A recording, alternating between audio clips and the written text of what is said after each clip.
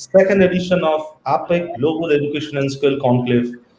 This event has been organized by APEC News Network and supported by Government of Gujarat and Government of Telangana as state partners, country partner, Education in Ireland, co-presenting partner Coursera for Campus, co-powered by partner ViewSonic, payment partner PayU, education partner Globus, EdTech partner FlipLearn, B School partner IIM Rohtak, university partner Chitkara University, school partner HVB Global Academy, associate partner Intercell, and state partners Government of AP, Government of Chhattisgarh, Government of Madhya Pradesh, Government of Uttarakhand, and supporting partner Task. Why I gave this perspective in the beginning of this session, because this shows that when we envisaged this event, we thought that we'll get communities together from higher education and school education and tech service providers together to brainstorm on various aspects of education with a special focus on innovation and technology. And these partners actually have helped us to create this platform so that we can have 100 plus best of the education minds coming together to discuss on various aspects of quality education, especially keeping in mind the realities of new world order, how technology innovation can be leveraged more and more to create that ecosystem. We can create that discussion that we can move ahead in the right direction for the future roadmap.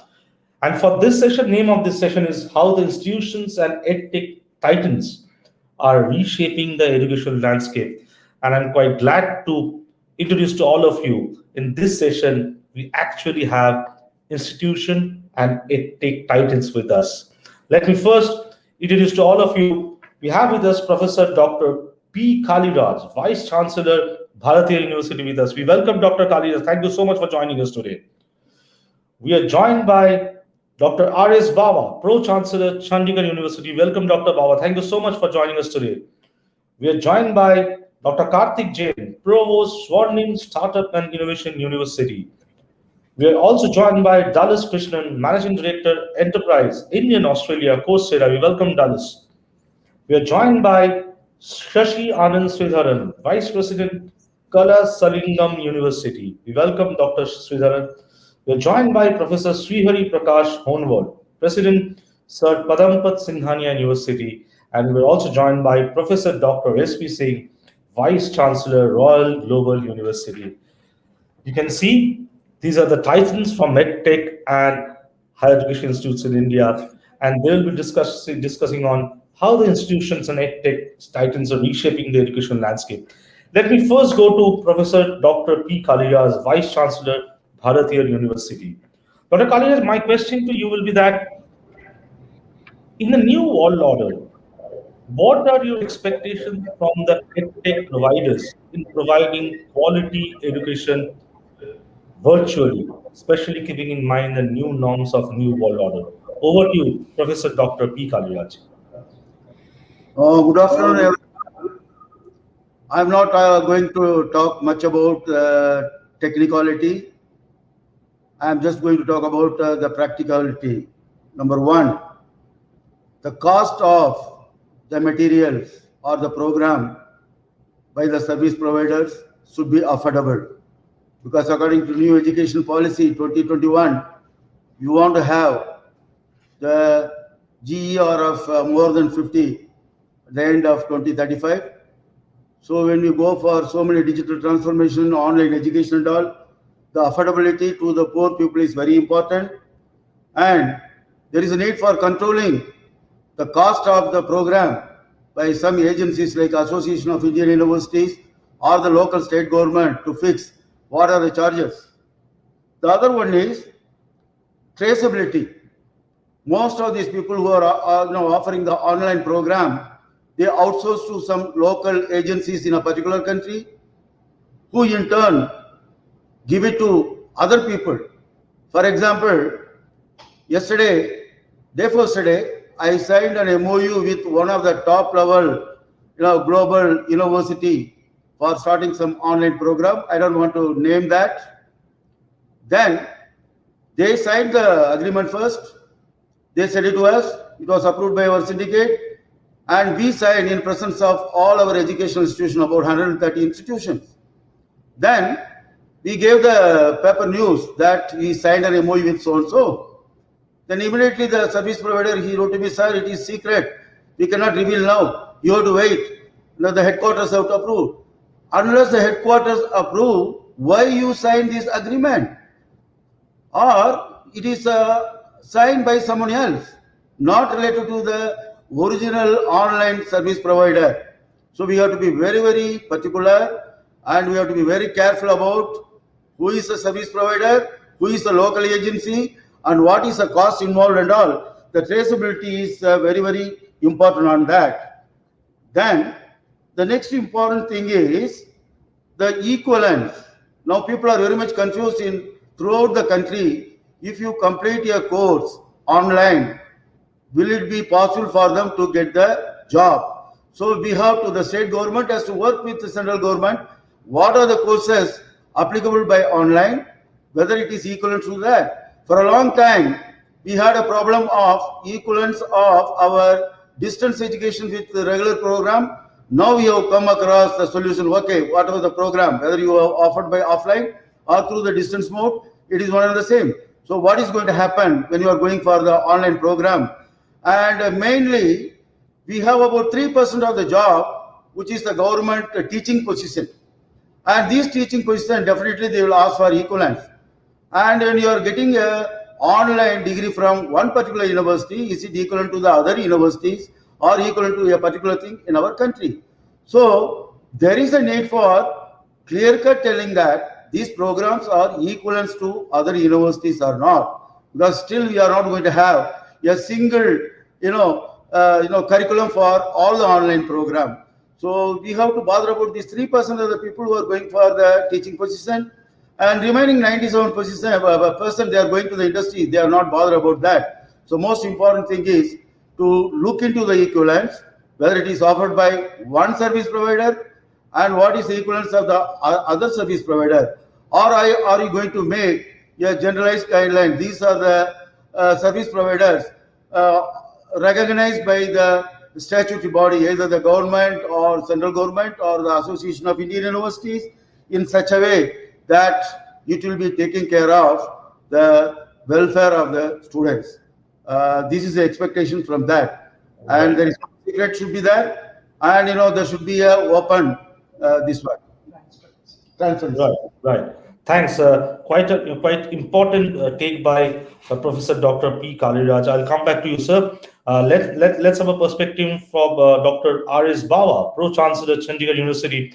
Dr. Bawa, your thoughts on this particular question: that what do you expect from EdTech service providers, solution providers, when it comes to providing quality education virtually? Your thoughts on that?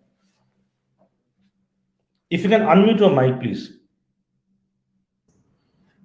Thank you very much. Let me thank, first of all the organizers and the supporters, the government of Telangana and other governments, and APEC above all. And greetings to all my colleagues from Chandigarh University. Well, I think we need to understand what are the requirements of institutions of higher learning in India. See, to my mind, we can have three types of requirements for the institution, the kind of institution we have. The first kind of institutions which are very strong in digital technology on their own, and they have a strong base. These are one kind of institution. The second kind of institutions are there which are at the middle level, which do not have very strong digital technology support. And the third one are which are, I think, in the lower category, which need a comprehensive solution. So the requirements can be, for example, in my university, what I look to is some kind of customized support from these service providers, say, for example, Coursera or any other. So what I can need, let me share a little bit about what we are doing in our university. We were incepted in 2012, and right from the beginning, we created our own university information management system. That is the ERP solution. And we have been using it for blended learning right from 2012. Not that it came only with COVID. Of course, most of the institutions, they started using this mixed technology, blended learning or online technology, digital technology during COVID time. So we had a platform, and we needed here and there some support. So what we did, we thought that yes, this platform is okay, it delivers, but it is not interactive. It has a lot of, I think, weaknesses. So we now we have acquired Blackboard. That's just one. We are also working with Coursera. The second kind of requirements of universities like ours, which I think are in the upper strata, is that no university in the world, I believe, can provide all technical courses and all kind of support to the students for placements, for providing latest technological inputs, and so on and so forth. So therefore, we need some selective and customized support from edtech companies, which can complement what we are able to offer, and from where we can learn a little bit, so that we can, in the due course of time, we can also become self-sufficient. And again, you can say this is a continuous process, we keep on adding. So we need a kind of LMS, and we need some kind of customized courses which can be delivered to the students online, and which can help the students acquire more skills, be more employable, and also try to excel in research and innovation. The second kind of institutions, to my mind, will require not only courses, but they will require larger number of courses, and they will require an LMS also. So LMS and courses, this is the second kind of institutions, which can, where the service provider can provide even the day-to-day, or I would say classroom teaching, or it can be substituting for normal teaching learning process. And third is where you need to give a comprehensive solution, which will give university information management system also, which will help them run their administration. It will also run their teaching learning process, and also provide them some courses also. Let me also emphasize one simple point, that we are now talking about use of technology during COVID times. But to my mind, the new normal is never going to be the old normal. It's going to be a new normal, which will require a lot of blended learning. And let me also make a small underlying comment. You see, the generation which is coming, to which we will be catering now and in future, they are born with a mobile in their hands. They are very, very informed students. So giving them just classroom teaching, or with kind of mediocre teachers, which we have available in many of the disciplines, maybe not in all universities, we will have to depend heavily on blended learning, on inputs from tech education tech companies, which can provide us not only latest and futuristic kind of support, but also some support in the existing area. So this is my take on this, and this is my expectation from them. Thank you very much. Right. Thank you, Dr. Baba. I'll come back to you. Interesting point once raised by Dr. P. Kaliraj. Now, Mr. Baba, I'll come to Dallas. But before that, let me have a perspective from Dr. Karthik Jain, Provost, Swan Startup at University. Dr. Jain, your thoughts on this? What should you expect from the EdTech solution provider when it comes to imparting education to students virtually? Your thoughts on that? Thank you, Mr. Goswami. It's so kind of you. And a very good afternoon to all the distinguished panel members. Basically, when we talk about what is the expectations from AgTech companies, we need to understand first thing is that what are the stakeholders involved in the entire process. If I talk about listing of stakeholders, then the stakeholders are government, the institution in concern, student, faculties, and service providers. So these five are the stakeholders in the entire ecosystem. When we talk about government, like what is expected from government, so basically three things are expected from government. First one is access to robust and improvised digital infrastructure from government side. And second thing, which is very important, that is lower GST. And third one is FDI, that is foreign direct investment in AgTech companies, because what I have seen and what my personal experience is that the good service providers are still from outside India. So we need to think about FDIs and GSTs, these kind of things from government perspective.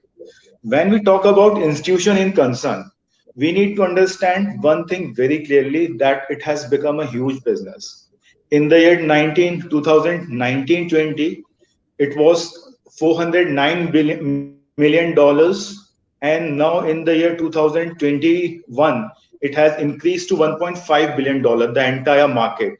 and it is expected that by end of 2021, the entire market penetration will be approx around $4 to $5 billion. So basically, focus should be on blended model of education delivery. So when we say institutions, students, and faculties, we need to understand in the year 2019, April, March onwards, when COVID started, haphazardly all the institutions started implementing their like mixed mode of online models for the student delivery purpose. But what my personal experience is that after 1 year, when we have initiated, when we have tested all the systems, whether they are from service providers, whether they are from medtech companies, or whether they are the internal modules of the institutions, now we are getting the weaknesses of existing system. So first thing is that we need to remove all those weaknesses. Okay. And second thing is that now it's time for blended model for delivery. And apart from that, we need to have more efficient teaching learning system in the entire ecosystem, because now stagnation has occurred. So we need to improve all those things. I am having a lot of things to discuss with me right now, but initially for a period of 5 minutes, I will be talking about the basic infrastructure which is required for all these purpose, and the topic specifically like what are the requirements. So when we talk about service providers, we have two kinds of service providers. One is those service providers like MOOCs, which are directly giving all kind of education directly to the institutions. And second thing is ERP providers. So basically, ERP providers are of two types, like one which are having a customized modules for delivery system, and one are which are their products which are supposed to be given directly. So both have their strengths and weaknesses. But what is expected from edtech companies, now they have to come out of their cocoon, because what I have seen and what my experience is that whatever things which are provided by the service providers, now they are general kind of things. So we need to have more artificial intelligence based system which can fetch information as per the requirement of student and faculties. And that thing we cannot do unless until we have proper training. We give proper training to students and faculty members. So these are the major points, like ease of learning, user experience, and knowledge. So these are the three things which are expected from edtech companies, because now it's also time to think something different from what is going on. So that is most important thing. Now we have, for last 1.5 years, we are able to identify the weakness of existing system. So now we have to improve. And I don't think so unless until we involve artificial intelligence in the platform, it's not getting possible to overcome all the difficulties which we are facing. So this is my thought for a time period now. So we'll be discussing afterwards other things. Thank you, Dr. Jain. Thank you, Dr. Jain, for your insights on the requirements which needs to be met by the industry. I'll come to you. I'll come back to you, and I'll come to Dallas as well. But before that, let's also have a perspective from Shashi Anand Sridharan, Vice President, Kalasaningam University. Mr. Sridharan, your thoughts on this particular question of mine, that what you should expect from this companies, edtech companies, to meet the demands of imparting education to your students. Good afternoon to all. On behalf of Kalasaningam University, I thank APAC News Network and for this opportunity to talk about how institutions, not only from school education, higher education, but across all levels, and edtech companies should come together to deliver the mode of learning going forward, as it's going to be blended, as we all know. I am a bit different in the sense, like, I don't consider edtech companies as service providers, but rather as educational partners, because I see these collaboration would be indispensable going forward, and something like, it is better as well, rather than institutions trying to reinvent the wheel, might as well utilize what is already available out there and see how it can be customized to fit to the whims and fancies and requirements of the institution as well. So in terms of specific requirements as to what I'm expecting from EdTech companies, so we at Kalasalingam University, we are also one of the institutions which have been using technology for quite a while. Even before COVID, we had our own ERP, LMS, online teaching, blended learning. It was all a part of that. So in terms of where we are struggling right now, or rather where we are looking for support from EdTech companies right now, is primarily in two major areas. First thing is in terms of hands-on experience. Like, this in terms of the lockdown and the virtual learning, one area where we find students are severely affected is in terms of hands-on experience, especially in the domains of science, engineering, and all similar fields wherein hands-on laboratory experience is crucial. And even though there are a couple of virtual labs which are available, the effectiveness of them still remains a question mark. And this is something, like, which I have been time and again I have been telling to our educational partners, if they can have any sort of solution, so that even though definitely we cannot physically replace what can be done in a physical manner, at least to that extent what can be delivered, so that at the end it should not be like, we see a lot of memes about students as engineers graduating during this time and how they would construct something versus the previous engineers, right? That should not turn out to become a reality. So what can we do to mitigate the lack of hands-on experience? So here I think edtech companies have a huge potential, and they can definitely partner with institutions to see how we can reduce this effect of having hands-on experience, number one.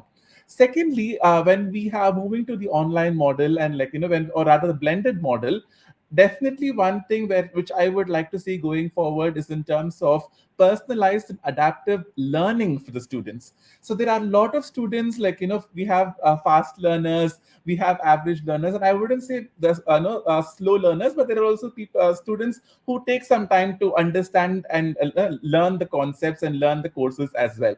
So for such students, fast learn, if we are in a traditional classroom scenario, everyone goes at the same pace.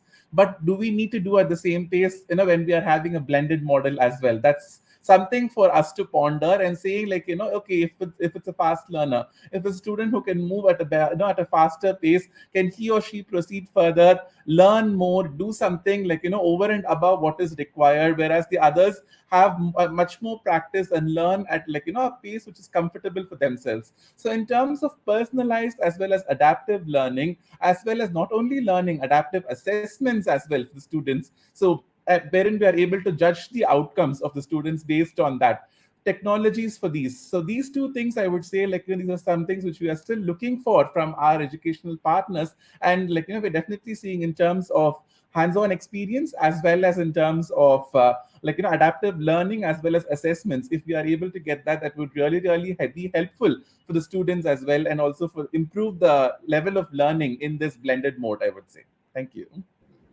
Thanks, Dr. Shashi. Interesting take yet again. I'll come back to you. Let's have a perspective from Professor Srihari Prakash Honwad, President, Sir Padampat Singhani University. Professor Honwad, your thoughts on this?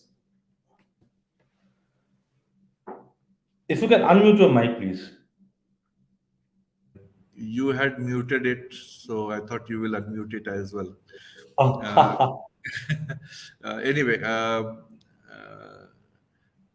since I'm the last person almost speaking about this topic, I may end up repeating some of the things which people have said so far, but I think you will bear with me because that will make it complete. A couple of points which were made earlier are this is not the new normal. The new normal will be something very different from what we are practicing today. We are into online. We are going to move into a hybrid online and face-to-face mode. We are also going to have in the new education policy making these things available across. We want to address larger number of students, and this is where I see the advantage of bringing in EdTech.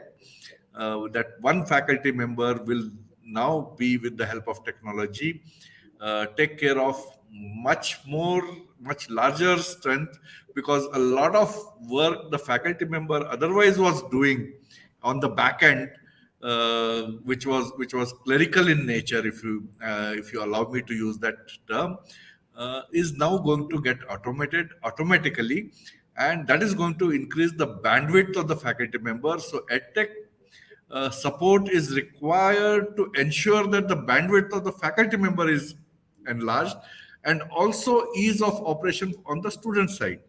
A couple of points have already been made in terms of the cost and this thing.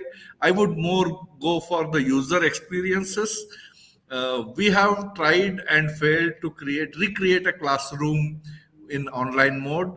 I think we really need to be careful how we recreate the classroom in online mode, because most of our students are stuck to 8-inch mobile phone, and that can never replace a classroom where the teacher is occupying almost 100 degrees of your vision. So we should shy away from that. But EdTech companies can come into play wherein the student is allowed to use these lectures offline and keep fluctuating between offline online mode, have flipped classrooms, so that this material then can be effectively utilized. This is one area of it. Now in the new normal, the way I see it, we are going to have some students in your classroom and some students operating from their homes. Can I have a classroom which also connects to the students at home?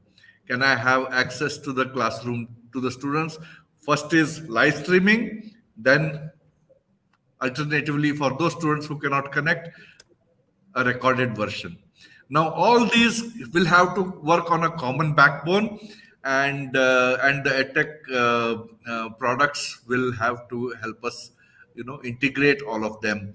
I need to be able to say on a week to week basis, my students who are live face to face, how they are functioning, my students who are connected with me online in a synchronous mode, how they are performing, and my students who are going to refer to my lectures and the learning material offline, but they all need to converge, and I need to have a similar effectiveness across the board. I think that is what is an expectation from EdTech companies.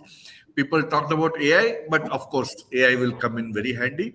AI will replace repetitive kind of operations for the teacher, but a teacher's necessity of reaching out to each individual student is something which cannot be replaced.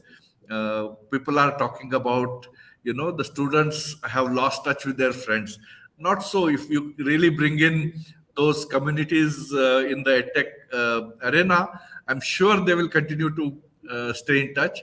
Today students are staying in touch in different platforms, so you have lost them, but then if you bring them equally easily coming in contact with each other, I'm sure it will happen. We also need EdTech not only for curricular things. I think we are so obsessed with curricular things, we forget that curricular things amount to only 50% of the education of the student, if at best. The things he learns outside the classroom, if you ask me, are much more important. He picks up his life skills, he picks up. So EdTech platforms will have to create those opportunities where the students hang out outside the classroom, but it's the same students, and what they do can be brought, can be compiled. It's like, all I'm saying is, can we hold your cultural festivals offline and have a close to experience of students enjoying in a cultural festival, and that has to be integral part of my learning management system. And I cannot be logging into one system, logging out of one system, getting into another system to do something else.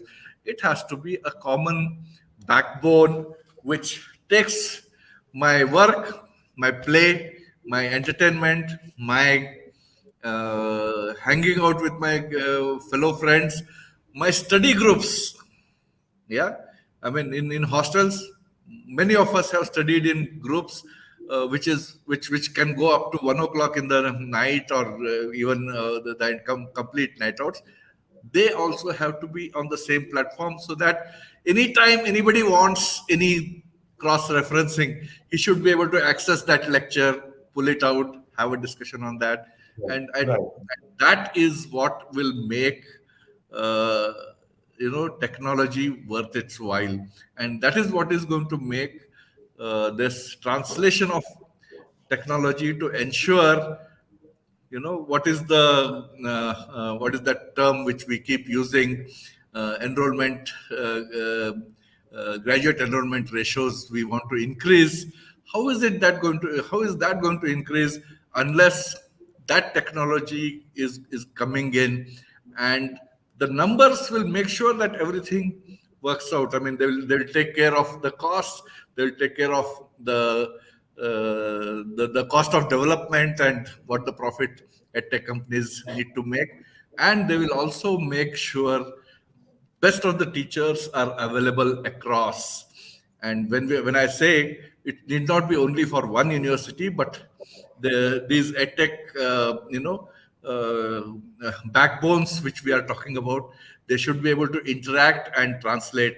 There are so many other things which are part of new educational policy. For example, academic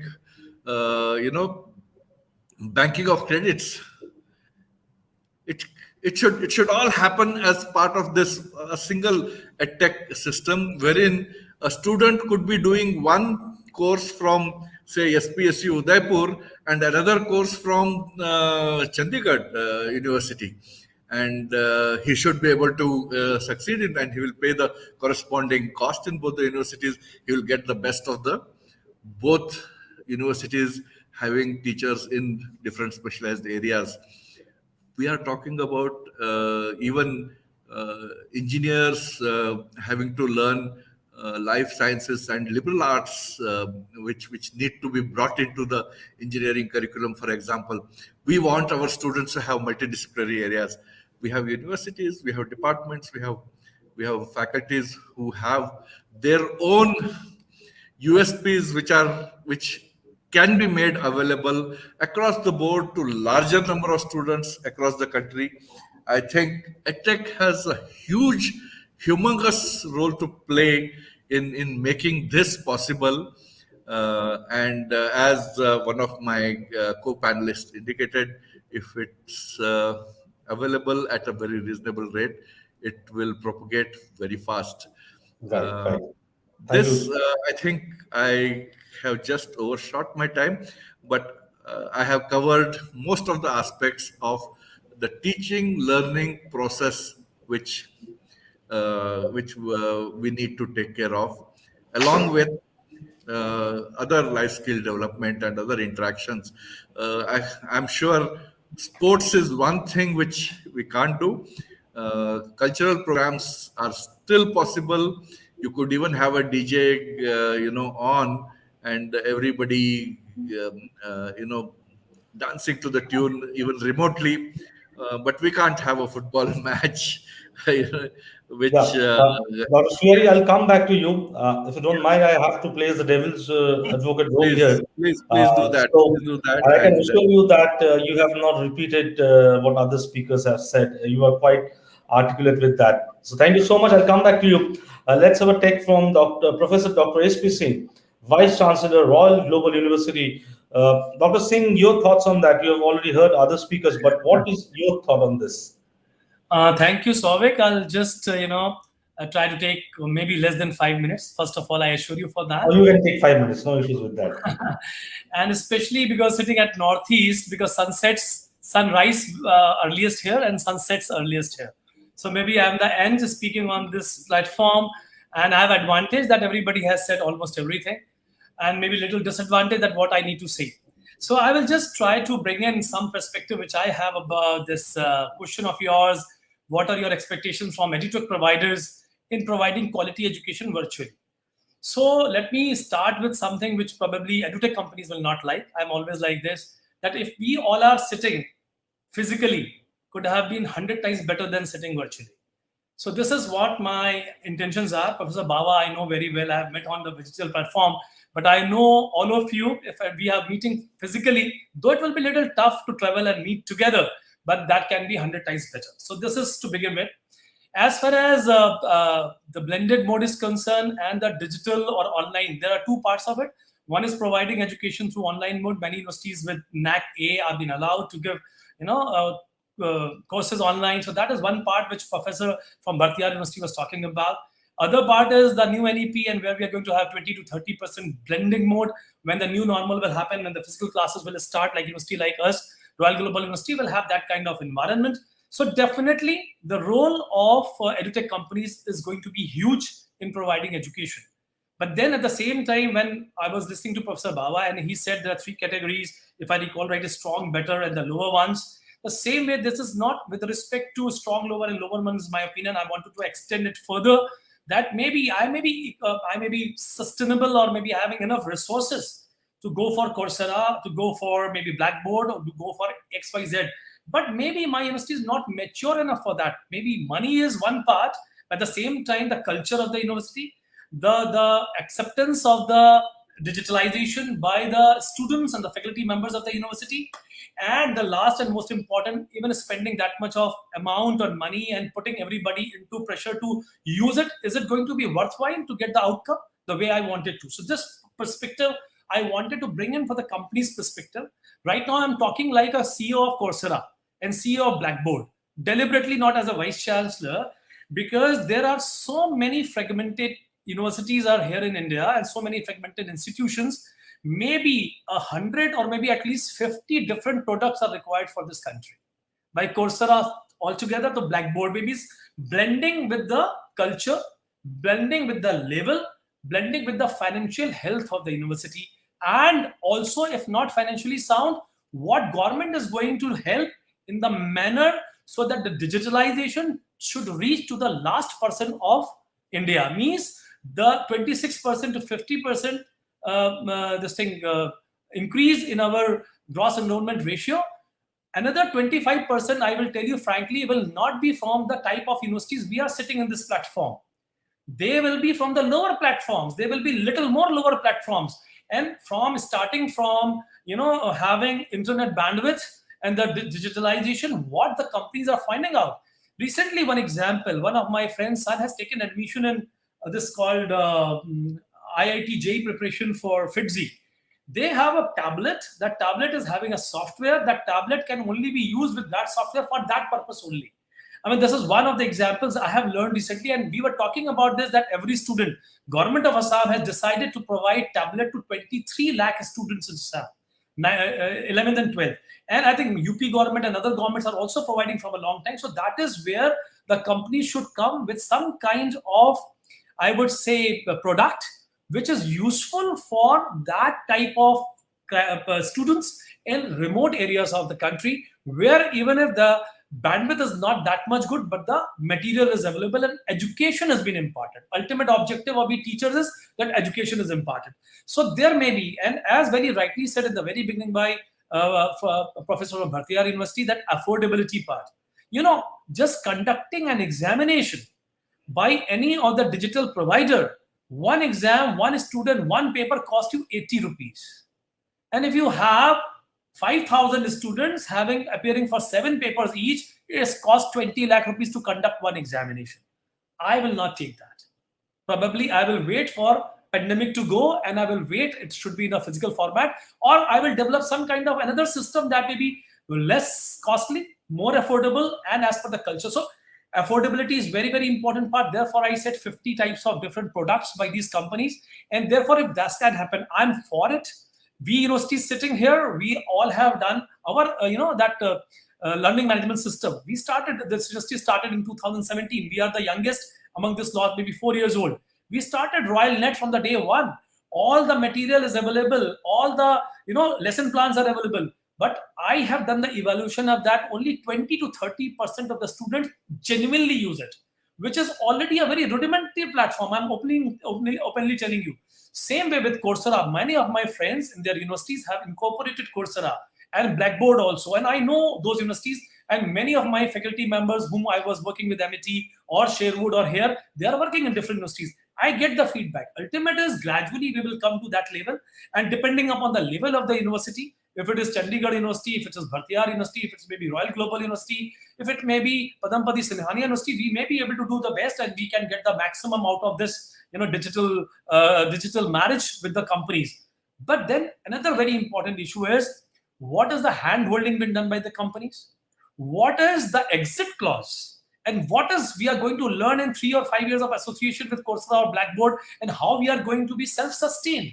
Is it a marriage which is going to last forever, and we are becoming a autonomous university to become a university which is run by any digital platform on whom we marry? I mean, if Coursera after some time is going to run the university, I am not interested. 5 years down the line, I want my own autonomy. Why should we be the slave of anybody? So this is another perspective I wanted to give. I'm very open. I'm very open and clear about it. I want to have an association with anybody, but not for the lifelong. Tomorrow I may got something better. This is not going to be marriage between you and me so that I should not get exit. So exit clause are normally not there.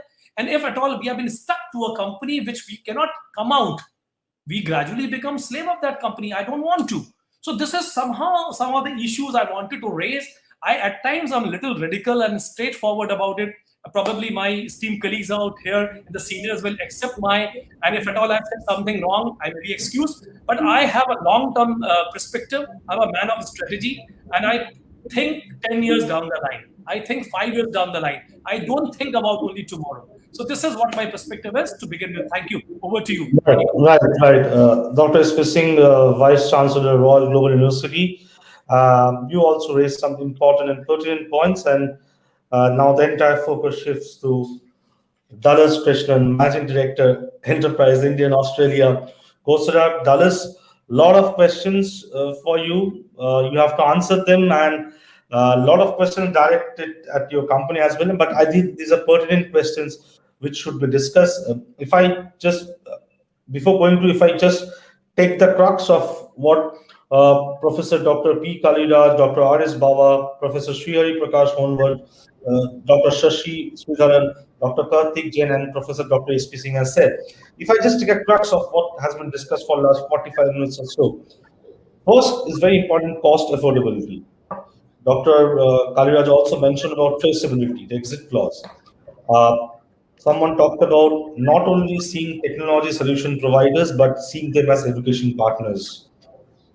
Importance to blended learning, recreating classroom in online mode. That was taken by Dr. Srihari Prakash, and we also talked about, can we have solutions created for students which is outside their curricula?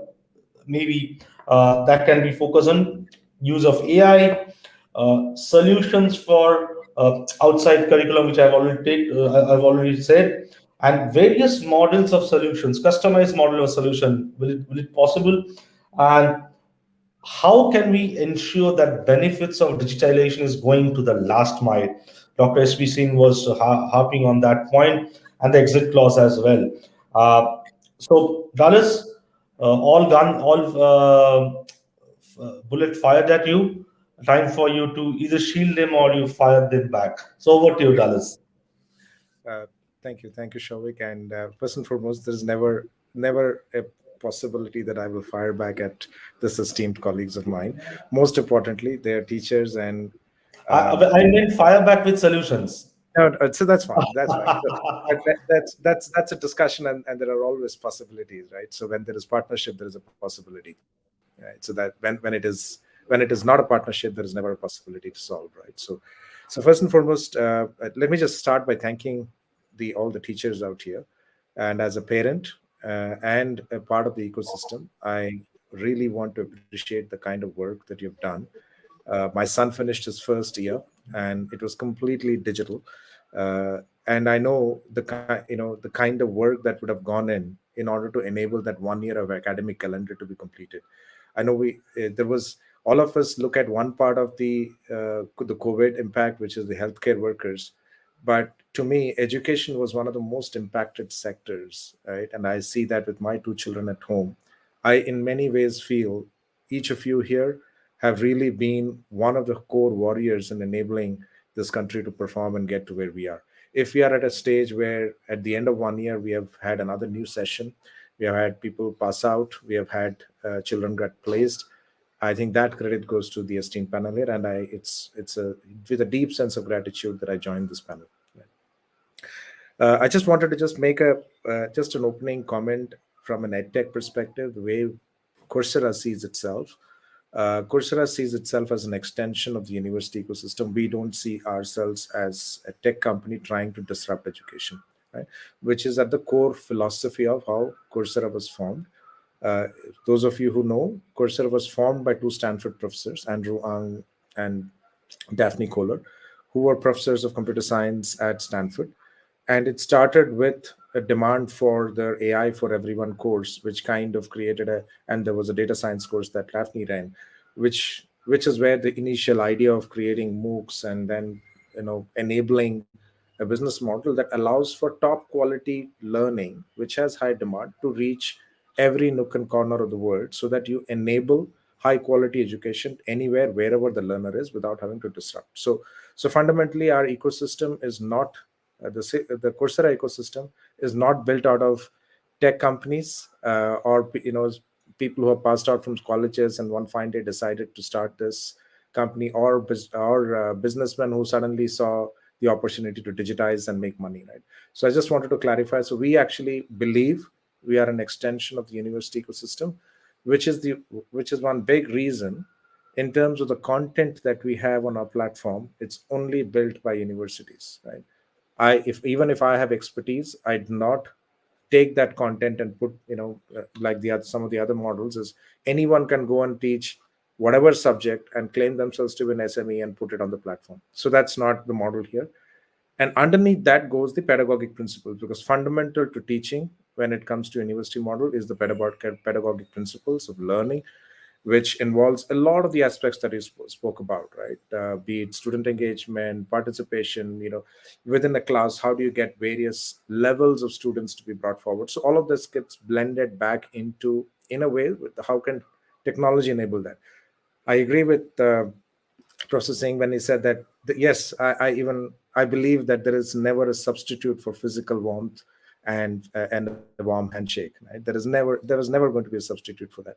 But there is always alternates, and there are ways that we can improve on certain aspects using technology, and there are certain other aspects which are better done in the physical world, in the social world. Let me address the first, elephant in the room, which is I'll talk about affordability and accessibility. Right? I think these, to me, of many of the issues that we came about, I think I will pick these as probably the primary two goals that any company in this business, whether it is Coursera or anyone else, we need to address. And I do not disagree with any of the points that have been made. Towards this, I think I can give a point of view from Coursera. Right, one of the things that we have done here is to look at different income levels of various countries, and we have essentially looked at that as a context in the way we price our product. Right. I don't want in a public forum put out pricing, but I'll put it this way. The typical cost of a course for a student to be done is equal to something like about 2 lunches a month, right? In today's students, if a student eats 2 lunch with his friends outside, that's all that will cost. And that's the model which we are propagating here. So affordability, very, very important. We continue to work in models and evolve here. I don't think we have all the answers today. We tend to address the ones which we can, because end of the day, even though we are a for-profit company, but we are a benefit corp. We are not as listed as a B Corp company, which is essentially so that we are a public benefit company. That's the primary intent, where we take the profit back and push it back into the benefit of the public here, right? Society at large. So that's how the company formation is. It's not listed as a Corp company, which is a pure stock-based corporation. So at the formation of that company, we have formed that. We try to do in a way that we can sustain ourselves and then sustain the innovation that is needed in this technology space. So that's the core objective with which we are doing. So a problem to be addressed, problem we continue to address, and we will continue to focus on this to make this more affordable. The second part, which I think is affordability in a country like India, I think it's extremely important for content in terms of the simple aspects of physical digital infrastructure. I know, I think we had, if I remember correctly, Dr. Jain speak about the role of the government in the context of providing digital infrastructure, right? I think it'll take time. If you really think about, if everybody gets the high bandwidth access, everybody gets access to the right set of devices, I think that's not a solution that we can get overnight. But government does have a role to enable that, take proactive measures, and allow for that to happen. But as a platform, as a tech company, what we do look at today is that all our content, entire content, is available both online, offline mode, which means if there is a course being delivered, first and foremost, we don't deliver just modules of how to do this. It's a course. Entire Coursera content is around courses and specializations, which typically a set of courses becomes a specialization that aligns to a credit of a university ecosystem. Each course is typically about 15 hours. So so depending on how a credit is being given in a university, you can combine a set of courses to a specialization that becomes a credit in your course. In that context, what we allow for is that you can actually download the entire thing, make it completely offline whenever you have access to network. Your entire progression, assessment, quizzes, all of that can be done without you being online, right? So that's the fundamental model of how we built the core platform, because affordability and accessibility were the two fundamental problems that we were trying to solve. We work with a lot of African countries. And India, I would say, is far ahead, but there are a lot of countries in Africa where I think it's even more challenging, right? And that's another space where we feel digital has a role to play, and we as a provider has a role to play with universities in enabling the ecosystem.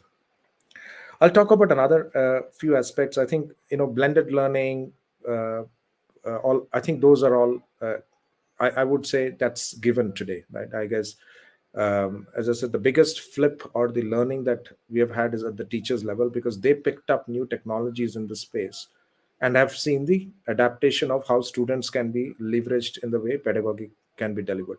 So blended learning, I think whether there is a government intervention or an administrative intervention, I guess teachers by themselves understand this, and many teachers will leverage this in the context of how they want to engage their students, how they want to deliver classes, how they want to conduct examinations, how they want to assess people, how they want to coach students, right? All of these, I think, are here to stay. It's wonderful to note the speed at which the government, in the context of NEP and some of the guidelines from a UGC on blended learning, the speed at which they have responded to this is also equally amazing, right? So it's not, in this country, we tend to take decisions over a longer period of time after having watched it, but it was wonderful to see the speed at which the government moved on this. I'll address a few other aspects. The way I have written it down, there was aspect of usability, that learner experience. How can we improve that? How can we make things simpler for the learners, easier for the learners? There are different levels of students in the classroom. How do you ensure that every student is engaged? So some of these are coming back as feedback as we work with universities. There is a next release of our product which is coming, where we're actually putting out a student dashboard so that the teacher can actually see, in my class of 40 or 60, where are the various students, right? And they can then actually blend their mentorship or coaching with the people who need more hands, more help, right? So it's not left to the students. One is, of course, to run it at in a digital self-paced learning, or self-assessments, peer assessments, proctored assessments. All of that is something that a platform will enable. But more importantly, in the context of learner flexibility, is an aspect where we are building a few things. The other aspect was hands-on learning. So that's the other big innovation that we did over the last 18 months, was along with the core content which comes from our university partners, we have put in a virtual lab for courses where we can today run them virtually, right? For example, and those courses are somewhere where student gets an assignment, he can actually go practice hands-on while the digital class is running. He can actually shoot up a virtual machine on the same device that he's working on and do his hands-on work. The idea is that whatever leverage of technology we can give, we are trying to do that. Of course, there are still end of the day, chemistry experiments, can it be done? Difficult, right? But at the same time, there are some new innovations I've seen companies who are leveraging AR VR technologies to give at least the physical experience of what happens when two reagents are mixed, right? So at least the physical, at least in a virtual reality world, they're trying to demonstrate that. These are early stages. I think my sense is probably some of those will come in. I spoke with one of the other esteemed professors that I was engaging with as one of our advisors, and he brought out a few companies which, on the mechanical engineering, there were a few concepts around a virtual lathe machine, right? That can give some form of experience, right? There's some company that has set it up, right? So anyway, so there are plenty of those things coming in. I think it's technology has always followed a need, right? In the sense, there's at times we innovate ahead of the need and create a need, but there are many times you follow a need, and I think this is one of the areas where I feel there's a lot of work to be done. As technology companies, I have spent about 27 years in technology prior to joining an edtech, so I know that's a space where it'll be very hot with new democratization of how technology has come in. Right? A few other concepts which I think we spoke about: interdisciplinary learning, multidisciplinary learning, leverage of AI. I think a platform concept naturally enables that, right? Because when students come in, there is data. When data is there, that allows for more AI. When there is more engagement, more AI, there is more ability to personalize it. Personalized curation and learning journeys can be purely created. Those, I think, are today given. We have modules where what we have launched recently is what is called as skill sets, which means one is you finish the courses and then you want to become a data science as a person. So the student can actually see I want to become proficient in data science based on what I have done, even if a course is incomplete, doesn't matter, based on the level at which I have completed courses. It shows my proficiency, let's say, in data visualization, data analysis, various levels, right? I'm just giving one computer science example, but it could be a set of areas where it'll show my proficiency. And then it curates based on the proficiency. The platform curates saying that, okay, if you need to move from level X to level Y, you are at a beginner level, you want to move to the conversant level, or you want to move from conversant to an advanced level, here is the curation that will help you go from level X to level Y. So that's something called skill sets. It's a new thing that we have launched on our Coursera for Campus platform that will allow for two things. One, for a student to know what he needs to do to become better. Two, for placements officers to today go back to industry and say, hey, here is how the proficiency of my students are in various skills that you're looking for, right? So that's another aspect that where there has been some innovation that we have done. I guess I can probably go on a lot more, and there were plenty of points that were made. I'm just going to quickly summarize based on each of the professors, respectful professors that I've spoken. Dr. Kaliraj obviously had the cost as a very important element. And as I said, traceability. Yeah, I think, as I said, we work only with universities, so there is no other traceability as far as we are concerned. But yes, that's a very important point. Who teaches and how does he teach is a very important element that we need to address, right? The equivalence of degrees, as I said, in the platform, that goes back to two things. One is what goes into a course, right? The number of hours, what content, the structure of the content. I think that probably determines equivalence. That's something that has been ingrained into our platform because it's built with the university, curriculum at the heart of how a platform is lesson platform is built, right? So not only can you leverage our own lessons that we have from other universities, you can create, right? Your teachers can take the same platform and create the same modules and your local courses, which is available to your students, right? You can create it and then put it into a blended format. So that's technology, and the platform capability is available to your teachers as well. Not only do they use what is available, your teachers could also pick up these digital skills, right? Dr. Baba, I think, spoke about the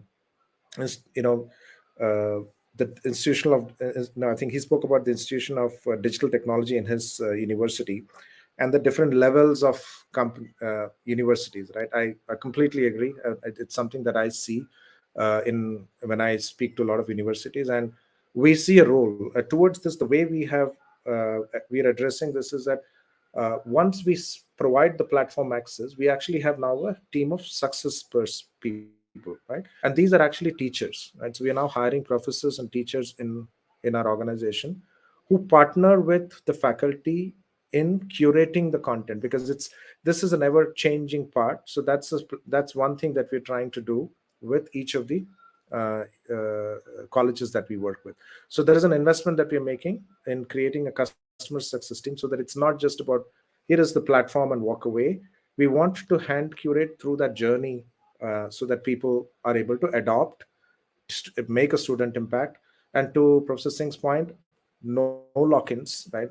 We have a subscription model which is 1 year, 2 year, 3 years, right? But at the end of it, there is no mandatory thing to go on beyond that, right? So there is no such thing that it says you cannot take it away. There are APIs available. The platform is open. You want to move your learning content to your LMS, all of that perfectly open standard, so that there is nothing that sits with us that you cannot work with if we move away or if you choose to move away from us. So I think the philosophy is that we want continuity of education. We want the ability of the student to learn more. Right. So I know, Souvik, if I may just, I spoke about Dr. Karthik and some of the points. I think I spoke a little bit about Dr. Shashi's points around hands-on experience. Professor Sihari, of course, the context of user experience and the ability for a student to access online, offline. I think I spoke about that. And I obviously spoke a little bit about what Professor Singh spoke about. There were, I know, many other points. I'm sorry, but I would be more than happy to engage. At the same time, as I said, we belong to your ecosystem. We do not see ourselves as a role. And just as maybe a final thought, Coursera for Campus was actually built out of India, right? When I say built out of India, not in the context of coding, developing the way other companies do, but in the context of conceptualizing the product. We actually work with university partners in India and conceptualize the product and that's how we are moving forward, and then taken to the world. So it's one of those reverse things. We built and launched Coursera for Campus for universities in India in October 2019, and then taken it to Europe, then taken it to the US. So the major markets are now learning from our experiences that we have created out of India. So it's a bit of an export of our learning from the ecosystem here, because we feel there is lots to do. If you achieve something in terms of coverage of use cases in India, we feel we can handle it anywhere in the world. Right. Interesting take by Dallas Krishnan. I will just come to the last part of what you said, that the most interesting part, because you have already answered to the various queries raised by eminent speakers from various universities. But the Coursera for Campus, the solution was created in India, keeping in mind the Indian realities. Then it has gone to other countries. As we have said, that if you can solve the problems of India, you can solve the problems anywhere in the world, because India itself is like a state, itself is like a huge country. So once you solve that kind of problem in a country like India, it will be easier for you to replicate those kind of models in other countries as well. But I'm sure that the kind of discussion we had, the queries, the questions raised by leaders from higher education institutes in India today in this panel have been answered by Dallas. And I think it's quite important to have this kind of discussion, so that we actually know about problems, the challenges, what we are facing, and how Dr. Singh was referring about. It's not a marriage, but I'll just say that this marriage of thoughts will only happen when we have this kind of questions and answers, so that things are explained. It's not about coming to a platform and saying we do this and this is my problem, but this is my problem. How can we address that? I think that has been a hallmark of APEC events, APEC knowledge conferences, where we actually take tough questions so that those are answered. So because at the end of the day, we want a meaningful dialogue is happening. That's why we are bringing communities together, and that's why, so that we can help in building that future roadmap, because the entire happening of this 3-day conference will be documented. It will be shared with all the stakeholders across India and world over, so that some actions can be taken based on the discussion happening in APEC 2-day, 3-day Global Education Skill Conclave. I'll come back to all of you quickly, maybe 30 to 45 seconds. I'll start with Professor D.P. Kaliraj. Your vision or where do you see future going in terms of collaboration between universities and education partners or edtech solution providers? 30 seconds to you, Dr. Kaliraj. Where do you see the future going towards, especially with the new I developments agree. of new world order? I agree with Professor S.P. Singh. You have to go for self-sustainability, which is very important. We can purchase a software for a shortest period of 3 years because it will become obsolete after some time. And I bought a software for 10 lakhs for my examination and evaluation with a 3 years contract. Every year we pay about 3 lakhs as a this one, your consultation fee, and it was successful. And this is a basic cost, but in many places they ask the service provider to escalate the price and ask for that. There are so many other things I don't want to tell. If you are very particular, because the software that I'm using it is developed by somebody from USA, but they are having the relatives in Coimbatore. They have given it for me 10 lakhs. The same amount is going to cost. It might be even Mr. Crystal might have developed. I don't know. But it is a part of the university and the government about the regulation of the price for that. Unless they don't regulate that, many universities might ask the service provider to increase the cost, and there will be a lot of irregularities. Right, right. Dr. R.S. Baba, quickly, your thoughts on the future. Yes, I think we as a university already are practicing it. We conducted our own examination through our own software, and it is a proctored system. And as I said earlier, we are not looking for partnerships for lifelong duration. We are looking for partnerships in the short run. Every university will have its small weaknesses, and those weaknesses will have to be taken care of in the short run. But I do believe, as I said, we have our own ERP solution developed right in the first year in 2012, and we are using it still. We are not buying any software from outside. But then I think in the interim period, if we want to give the best, the underlying principle was to provide the best education, the quality education, the world-class education. For that, we'll have to require some kind of inputs from edutech companies. And to that extent, yes. But wherever we have entered into any agreement, it is not indefinite period. It is for a definite period, and it has a definite exit clause. Now, the support, I think, which the government needs to give, where we all fail, very rightly pointed out by a few, affordability is one, but I think connectivity. All of us experience that. The kind of call drop which comes from, and I want that if those companies are listening, I have a house in Amritsar, in Holy City. Neither the Vodafone Idea nor Airtel signal comes to my house. I want to tell. Now, how can you expect the students to learn? And then when the signal is not coming and Wi-Fi is not working and the electricity failure rate in India, I think is anybody's guess. So these are the kind of things which must come from the government. It is the government's job to make all these things successful. Universities, I'm sure each one will struggle, each one will strive to not only become independent in the long run, but also provide the best to the student. But I think, yes, in the short run, we must take support. But my take is customized support, not what is offered by the company.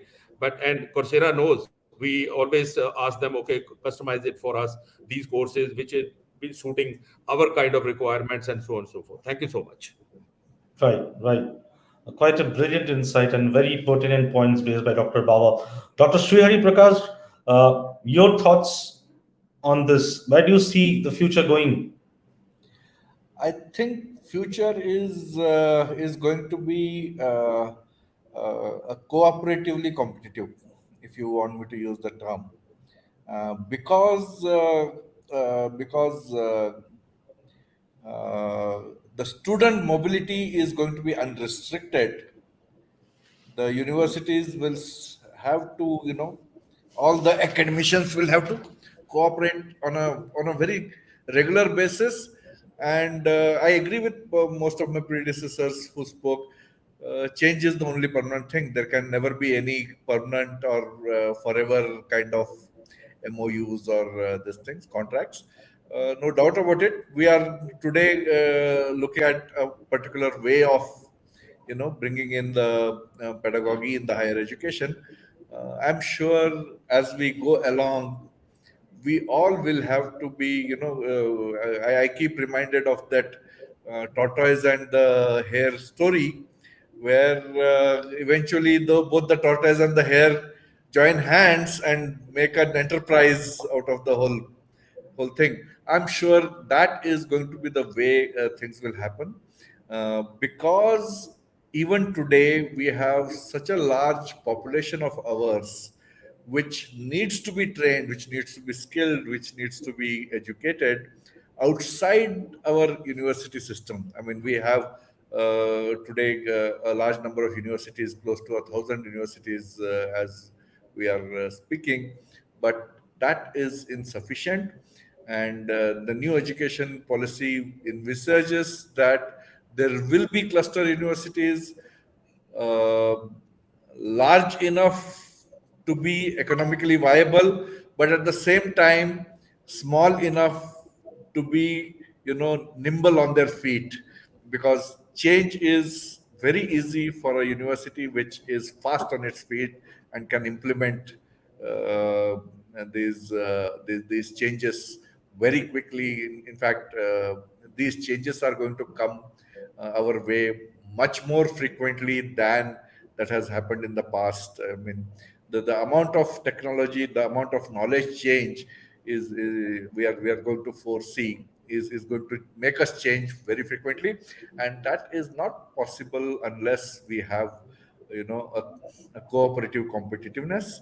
We will all come up with our own best foods, best practices. We will share. I mean, even today there is so much of you talk to academicians, they discuss these things across universities, and edtech will be our partner in this. Any edtech platform will be our partner in this, and I'm sure uh, some of these changes would be led by edtech, some of these changes would be led by universities. I have a feeling a lot more changes would be led by academicians and the universities in future, because today we are all locked down, so all the creativity is left to Mr. Krishnan and his team. But I think we will all have a bigger role to play, because we are already talking about the deficiencies of a simplified system. The system which was supposed to cater to everything that was there at that point of time is not going to be, those parameters are going to change continuously. So it's going to be a challenge for Mr. Right. Krishnan and his, colleague companies, I must say. And so also with all of us sitting here, there is going to be it's going to be when people in the industry are talking about a gig economy. I'm sure the university cooperation also is going to be like gigs. There will be, clusters of universities which will start a program, run it till its, lifetime is there, and its usefulness is there, and then different clusters can be formed across the universities. Different Right. departments of different Right. universities may come together and do a lot of creative things. I think regulators need to, open up to these ideas. Regulators should not be regulating; they should become enablers. They should, actually help out and support the changes, the speed with which changes are required. I think NEP is one big step in that direction. The vision and the mission envisaged by the NEP will really take. I mean, imagination is only limiting to what you can imagine. I Right, am right. absolutely, upbeat about the role the teachers have to play in tomorrow's education system, because a lot of mundane things the teachers are doing, repetitive things the teachers are doing, will go away, and there will be so much scope for on a daily basis, so much scope for creative things the teachers can do on a regular basis. I think that's what my Thank you, sir. take is. Thank you so much, Professor Srihari Prakash Honwat. In the first round, I went last to Dr. S.P. Singh, but this time I'll go last to Dr. Shashi. So let's have a perspective from Dr. S.P. Singh. Quickly. Quick, yeah, I will be quick. Don't worry. So it was really a very interesting one to organizers and everybody. Thank you so much for giving us so much of insight about this. And to start with, Krishnaji, my whole talk on the earlier occasion was not directed to Coursera. Coursera, because you were present here. So obviously I took your name twice, but it was for all the digital platforms or all the edutech companies. And number two is that we are going to have around KPMG report in 2021 has said that India is going to have 3,500 edutech startups in India. And also, very important thing is around $700 million have already been invested into it. And it's going to be a huge, huge market. So that is one part where all the companies, or maybe including all the companies, are coming and trying their best in India, and they should. Why not? So we are fortunate that everybody is having eye on us. Number two is, as far as like edutech companies and the way forward, everybody has come to that platform that all of us has to have some kind of short-term association with any of the companies which is most suitable for us. That may be an Indian company, that may be a a company which is situated in multinational part, other part of the world. But that is my last word, that can we do this? This is a question I'm raising to all edutech companies, not to Coursera alone. Can we do this the way we audit? We do electricity audit in the campus, and we find that this at all, if at all we change, this is going to be the outcome. Outcome-based edutech intervention. Why on the name of marketing and branding and the rat race, we are going to become edutech savvy? No, that is not the requirement. Maybe not for my university or not for many universities. At least 70% of university do not require edutech as a platform. And because the way people are selling edutech company, it is less for the solution, more for the branding and promotion and marketing. So here I make a question very straightforward to all the edutech companies, that we are not here, we are not fools that in the name of branding and promotion we will tie up. We want a right solution, outcome-based solution, wherein edutech companies come to us, see the level of the university, and see the culture of the university, see the culture of the student and teacher, how much we can take it, wherever your intervention is required, what we already have, how can you blend together at a low cost, reasonable cost for 1 year, 2 year, 3 year, handhold us, have the mutual business, cooperative business, and exit. That I wanted to add on. Thank you so much. Right, right. Thank you so much, Dr. S.P. Singh. Let's have a perspective from Dr. Shashi Sridharan. Dr. Shashi, your thoughts on the future. Where do you see the future going ahead?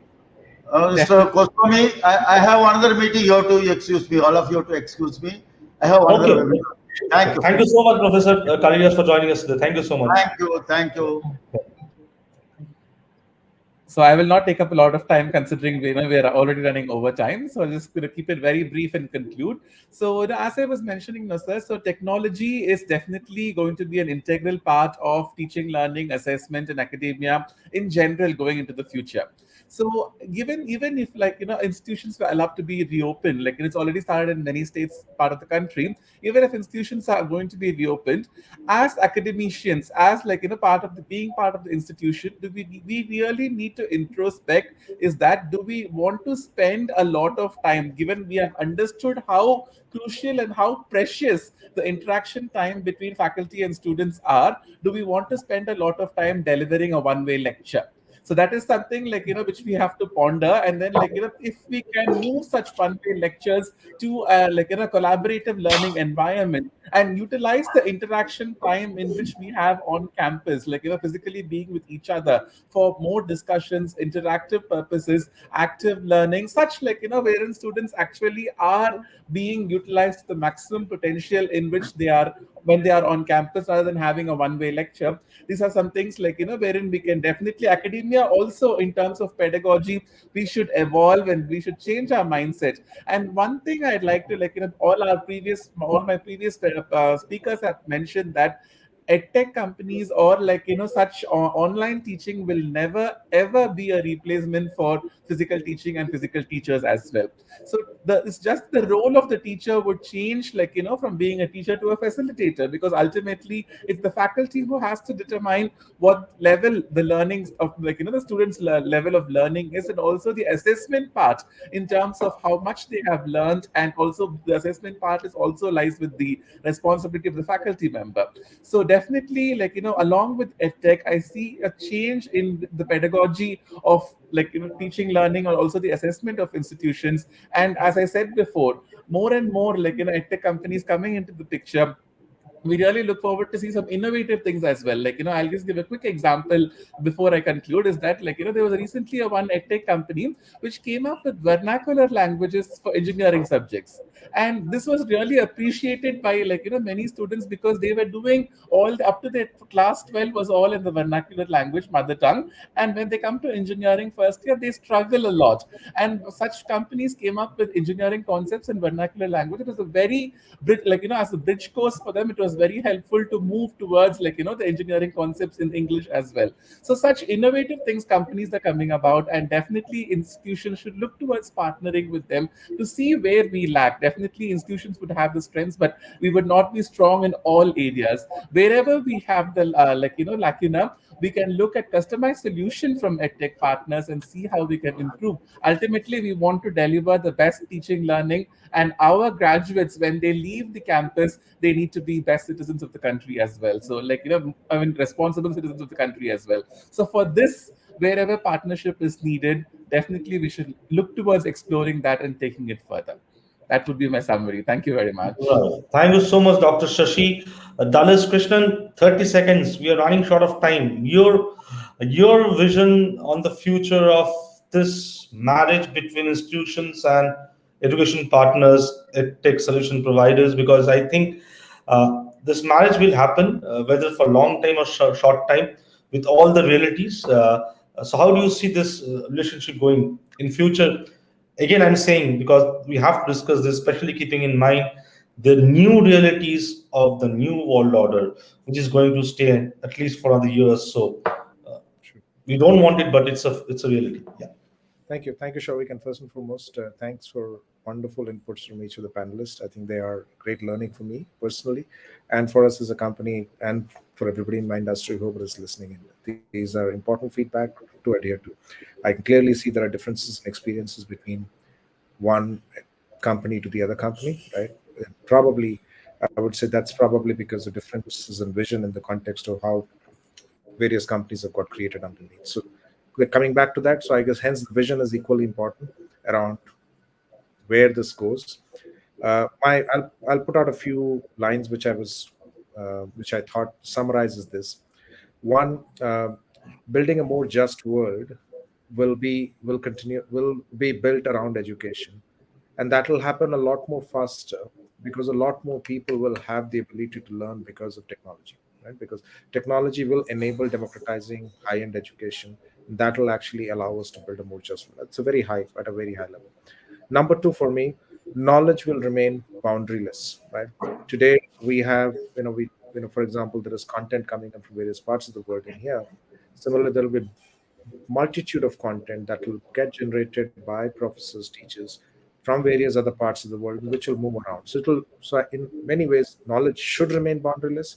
It will remain boundaryless, and that flow has to be universal for the education to be more impactful and innovation to be more impactful. Third, teaching will evolve. I think that's not something that that's not something that I don't think that's the EduTech who will make that evolution. It will be the universities who will lead the evolution of how teaching will change. And it will be the professors and teachers who will innovate out here. We will just provide a platform based on what they give us feedback. I don't think it will be the other way around. So I think teaching will evolve, but it will come from the teachers. And last but not the least, I fundamentally believe, as there are many proponents of many theories around how universities will remain or not remain, how education will get disaggregated. But I can sit here from the position of where we sit, is that I think universities will remain at the heart of learning. It's not about content. It is finally about the overall learning experience that goes into a student, right? So while technology will come as an enabler, but universities will remain at the core of learning. And as if my fellow technology companies don't understand that, I would request them revisit. If you get this right, you will get your approach and vision right, and you will get, moment you get your vision right, the experience that you will deliver to our customers, to our university partners, will change, right? So that's the way I would summarize this. Thank you so much. Thank you so much, Dadas Krishnan, Managing Director, Enterprise India and Australia Coursera, for sharing your thoughts with us. What are the challenges, how those challenges can be addressed, and what the future lies. I also like to thank Dr. R.S. Bawa, Professor Dr. P. Kaliraj, Professor Srihari Prakash Honward, Dr. Shashi Anand Sridharan, Dr. Karthik Jain, and Dr. S.P. Singh. I think, end of the day, if I can just take a crux of what has been discussed for the last 1.5 hours, the realities are there that higher education institutions have their limitations. Also, they have their own set of challenges. The EdTech solution providers or EdTech partners have to think out of the box to address those challenges posed by those institutions, because every institution has got their own challenge. But technology and innovation is going to be the game changer to address those challenges. Blended learning is happening, blended learning will be there, but there's no denying the fact that whether for short term or long term, the marriage of institutions and tech titans is happening, will be happening for future. It's up to us that how we just get the work on the strength of each other and create that ecosystem where, end of the day, students going out of universities or schools are all well equipped and ready for the new world order. I think someone talked. I think Dr. Srihari told about cooperation, a cooperation with university and EdTech partners. So let's end this session with a famous quote of "Together we can do so much" by Helen Keller. And so let's hope for that time that together we can do so much, which will actually be the game changing for the future generations to come. With this note, thank you so much, all of you, for joining us for this session on how the institutions and EdTech titans are reshaping the educational landscape. Do join us for the next session on how to make online education effective, lively, and result-oriented, which will be moderated by my colleague, Mr. Rajneesh Dey, who is a consulting editor of APEC News Network. Do tune at 4:30 for that session. Thank you so much again, all of you, for joining for this session. Thank you so much. Goodbye. Take care and take care of your health. Thank you. Thank you, Souvik. Thank you. Thank you, Apek. Thank you, Shri Hariji. Shashi ji, nice meeting you. Bye-bye.